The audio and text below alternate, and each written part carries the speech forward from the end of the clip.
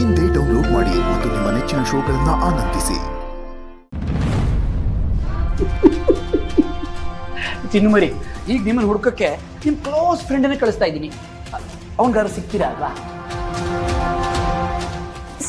ಸಿಗ್ತೀರಾ ಗ್ಯಾರಂಟಿ.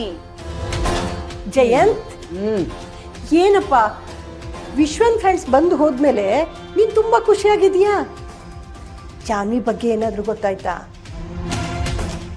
ಗೊತ್ತಾಯ್ತಾ ಅಲ್ಲ ಶಾಂತಮ್ಮ, ಗೊತ್ತಾಗತ್ತೆ. ಈಗ ನೋಡಿ, ವಿಶ್ವನ ಮನೆಗೆ ವಿಶ್ವನ್ ಫ್ರೆಂಡನ್ನ ಛೂ ಬಿಟ್ಟಿದ್ದೀನಿ.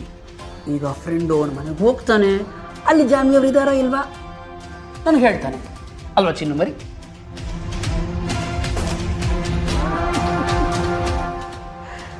ಅವಳು ಅಲ್ಲಿಲ್ಲ ಅಂದ್ರೆ ಏನು ಮಾಡ್ತೀಯಾ?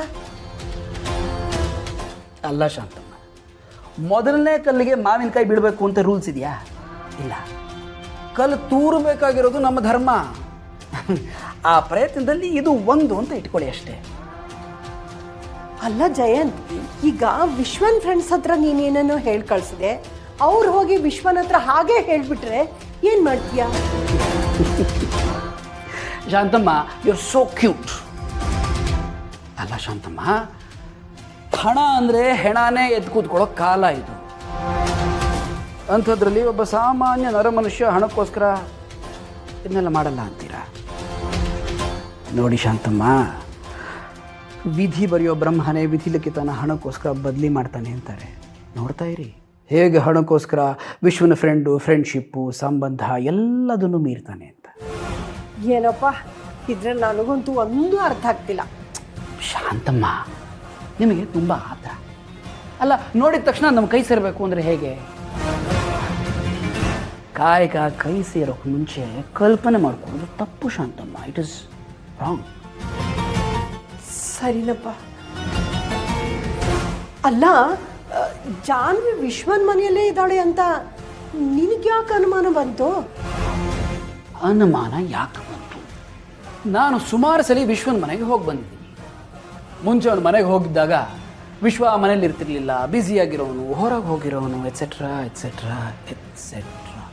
ಆದರೆ ಈ ನಡುವೆ ಹಾಗೆ ಆಗ್ತಾನೆ ಇಲ್ಲ ಶಾಂತಮ್ಮ. ಈಗ ಯಾವಾಗ ನೋಡಿದ್ರೂ ಮನೆಯಲ್ಲೇ ಇರ್ತಾನೆ. ಓದ್ಕೋತಾ ಇದ್ದಾನೆ ಅನ್ನೋದಾಗಲಿ ಅಥವಾ ಮನೆಯಿಂದ ಹೊರಗೆ ಹೋಗಿದ್ದಾನೆ ಅನ್ನೋದಾಗಲಿ ನಾನು ಕೇಳೇ ಇಲ್ಲ ಶಾಂತಮ್ಮ. ಒಬ್ಬ ಮನುಷ್ಯ 24 ಗಂಟೆಗಳ ಕಾಲ ಮನೆಯಲ್ಲೇ ಇದ್ದಾನೆ ಅಂದರೆ ಏನರ್ಥ? ಏನರ್ಥ ಚಿನ್ನುಮರಿ? ಅವನು ಯಾರನ್ನೋ ಕಾಯ್ತಾ ಇದ್ದಾನೆ ಅಂತಲ್ವಾ ಅರ್ಥ? ಹಾಂ, ಇದ್ರೂ ಇರ್ಬೋದು. ಇದ್ರೂ ಇರಬಹುದು ಅಲ್ಲ ಶಾಂತಮ್ಮ, ಇರೋದೇ ಹಾಗೆ. ರಾವಣ ಮಾರವೇಷದಲ್ಲಿ ಬಂದು ಸೀತಾ ಮಾತೆನ ಅಶೋಕವನಕ್ಕೆ ಕರ್ಕೊಂಡು ಹೋದಂತೆ.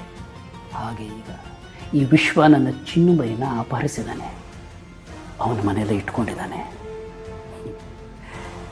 ಸುದ್ದಿ ತಿಳ್ಕೊಳ್ಳೋಕ್ಕೆ ಅಂತಾನೆ ಹನುಮಂತನ ಛೂ ಬಿಟ್ಟಿದ್ದೀವಲ್ಲ ಶಾಂತಮ್ಮ.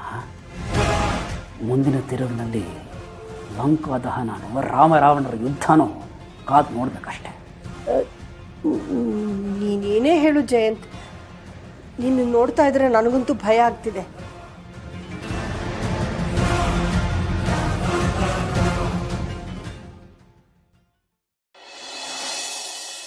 ಮಾವ, ನಾವೆಲ್ಲ ಯಾಕೆ ಪೊಲೀಸ್ ಸ್ಟೇಷನ್ಗೆ ಹೋಗ್ಬೇಕು?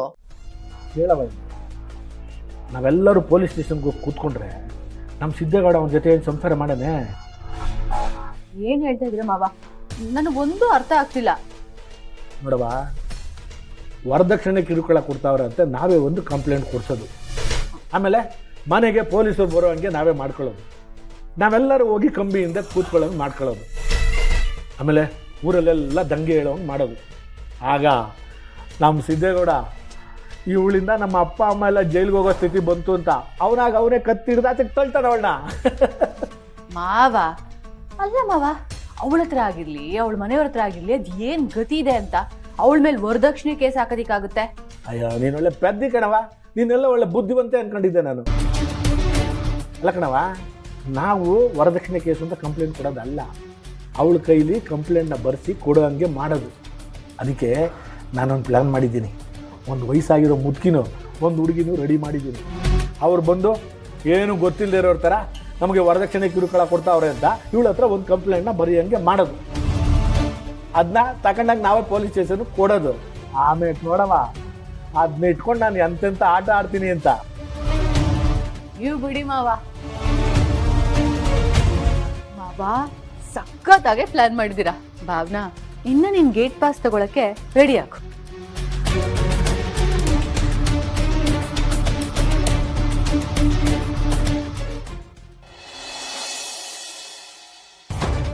ಬ್ರೋ, ಲೋನ್ ವಿಷಯ ಏನಾಯ್ತು? ಬ್ಯಾಂಕ್ ಅವ್ರು ಸಿಕ್ಕಿದ್ರೆ ಯಾರಾದ್ರು? ಕಣ ಯಾವನ ಏಜೆಂಟ್ ಸಿಕ್ಕಿದ ಮಾಡ್ಕೊಡ್ತೀನಿ ಅಂದಿದ್ದಾನೆ. 2% ಕಮಿಷನ್ ಅಂತ. 2%? ಹಾಂ, ಏನು ಮಾಡೋಕ್ಕಾಗಲ್ಲ ಬ್ರೋ. ಜೇನ್ ಕಿತ್ತವರು ಕೈ ನೆಗ್ತಾ ಇರ್ತಾರ. ಕೊಟ್ಟು ಮುಗಿಸೋತ್ಲಾಗೆ ಈ ತಲೆನೋವಿಂದ ಪಾರಾದ್ರೆ ಸಾಕು. ಧರ್ಮ.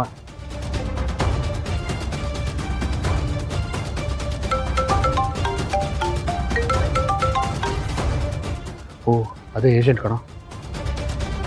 ಹಲೋ ಸರ್, ಹೇಳಿ ಸರ್. ನಿಮ್ಮ ಫೋನ್ಗೆ ವೆಯ್ಟ್ ಮಾಡ್ತಿದ್ದೆ ಸರ್.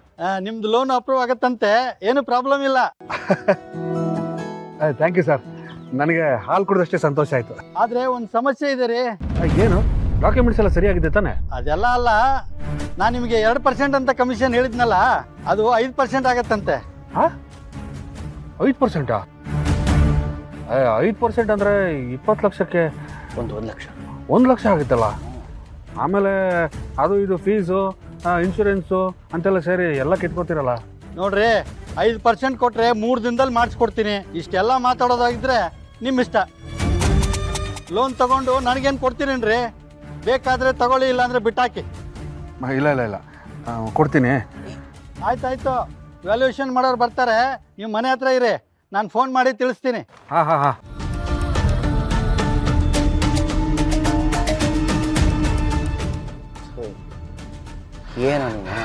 ಏನೋ ಇವ್ರು ಹಗಲು ದೊರಡೆ ಮಾಡ್ತಾರಲ್ಲ.